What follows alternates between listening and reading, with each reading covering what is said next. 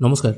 অনেক সময় দেখা যায় আপনি কোনো ট্রেনের টিকিট বুকিং করেছেন, আপনার কাছে পিএনআর নাম্বার আছে, কিন্তু হঠাৎ করে খবর পেলেন বা আপনার কাছে এসএমএস এলো যে আপনার ট্রেনটি ক্যান্সেল হয়ে গেছে। কিন্তু আপনি যখন ট্রেনের টিকিটটি চেক করে দেখছেন বা পিএনআর স্ট্যাটাস চেক করে দেখছেন, তখন আপনার টিকিটের স্ট্যাটাস কিন্তু একই আছে। যদি ওয়েটিং কেটে থাকেন হয়তো ওয়েটিংই আছে, বা যদি কনফার্ম টিকিট হয় সেটা কনফার্মই আছে। এবার ধরুন আপনি যেদিন টিকিট কেটেছেন বা যেদিন আপনার জার্নি ডেট, সেটা এখনও মোটামুটি 1 মাস পর, কিন্তু ট্রেন ক্যান্সেল হয়ে গেছে এই মেসেজটা পেলেন 1 মাস আগে। তো সেক্ষেত্রে আপনি টিকিটের যে ক্যান্সেলেশন যে রিফান্ড, সেই রিফান্ডটা আপনি কবে পাবেন? বা ট্রেন ক্যান্সেল হয়ে গেছে কিন্তু টিকিট ক্যান্সেল হয়নি, সেক্ষেত্রে আপনি রিফান্ড কীভাবে পাবেন, সেটা নিয়ে আজকের এই ভিডিওতে আমরা আলোচনা করব।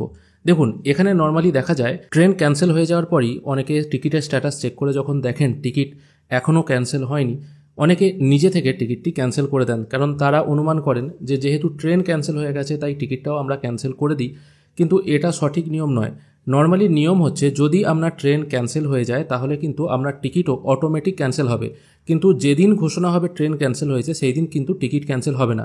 টিকিট ক্যান্সেল হবে যেদিন ট্রেন ছাড়ার ডেট ছিল সেই ডেটে কিন্তু আপনার টিকিটটি ক্যান্সেল হবে। মানে যেদিন ট্রেন ছাড়ার ডেট এবং যে টাইমে আপনার ট্রেনটি ছাড়ার সময় আছে সেই সময়ের পর কিন্তু আপনার টিকিট অটোমেটিক ক্যান্সেল হয়ে যাবে এবং আপনার টিকিটের টাকা অটোমেটিক আপনার ব্যাঙ্ক অ্যাকাউন্টে রিফান্ড চলে আসবে যদি আপনি অনলাইনের মাধ্যমে টিকিট কাটেন।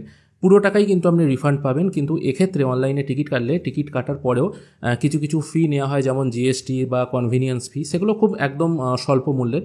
সেই টাকাটা কিন্তু আপনি রিফান্ড পাবেন না। শুধুমাত্র ট্রেনের যে বেস ফেয়ারটা আছে সেটাই কিন্তু আপনি রিটার্ন পাবেন, সেটা কিন্তু অটোমেটিক আপনার অ্যাকাউন্টে রিটার্ন চলে আসবে। এবার অনেকে এরকমও করেন, ধরুন আপনারা জানতে পারলেন ট্রেন ক্যান্সেল হয়ে গেছে, আপনার জার্নি ডেট হয়তো 1 মাস পর, তখন আপনারা মনে করেন যেহেতু ট্রেন ক্যান্সেল হয়ে গেছে সেহেতু আমরা টিকিটটা ক্যান্সেল করে দিই নিজে থেকে, তাহলে টাকাটা তাড়াতাড়ি রিফান্ড পেয়ে যাব এবং অন্য ট্রেনে আমরা টিকিটটা বুকিং করব।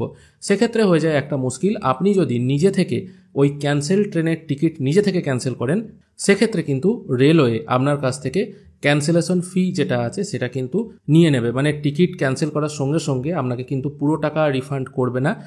কনফার্ম সিট, ওয়েটিং সিট বা থার্ড এসি, স্লিপার ক্লাস, এই টিকিট ক্যান্সেল করার জন্য যা চার্জ আছে সেই চার্জেস কিন্তু একদম রেলওয়ে কেটে নেবে। তারপর কেটে নেওয়ার পর বাকি যে টাকাটা আছে সেটা আপনার অ্যাকাউন্টে রিফান্ড করবে। তাই আশা করি আপনাদেরকে বোঝাতে পারলাম, যদি ট্রেন ক্যান্সেল হয়ে যায় এবং আপনাদের টিকিট যদি তখনও পর্যন্ত ক্যান্সেলেশন অবস্থায় না থাকে, তাহলে দয়া করে অপেক্ষা করবেন।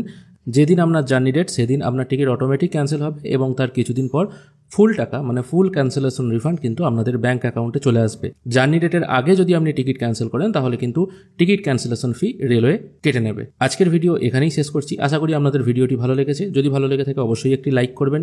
ভিডিও দেখার জন্য অসংখ্য ধন্যবাদ। ভালো থাকবেন।